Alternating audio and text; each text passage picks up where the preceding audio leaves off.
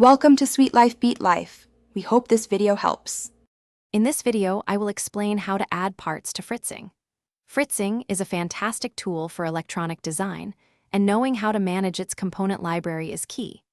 We'll cover how to utilize the built-in parts, import new ones you find online, and even guide you through the initial steps of crafting your very own custom components.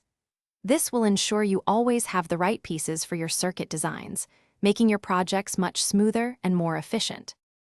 To bring in parts not already in Fritzing, you'll often download them as FZPZ files from various online repositories. Once you have your file, simply go to File and then Open within Fritzing to import it directly. Another way is to click the small menu icon in the Parts palette on the right side of your screen and select Import.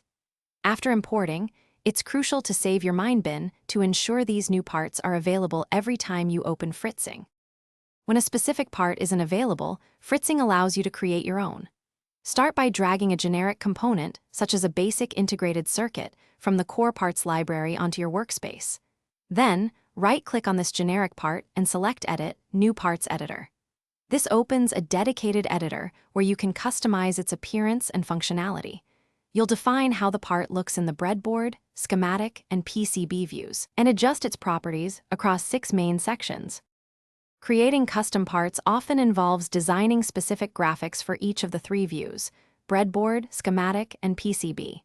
You can use external graphic design software, such as Inkscape, to craft these scalable vector graphics, or SVG. Once your custom part is complete, you can export it as an FZPZ file, making it simple to share with others. Always remember to save your custom parts to your mine bin within Fritzing, so they are readily available for all your future electronic design endeavors. Thanks for watching. Consider subscribing if we helped you.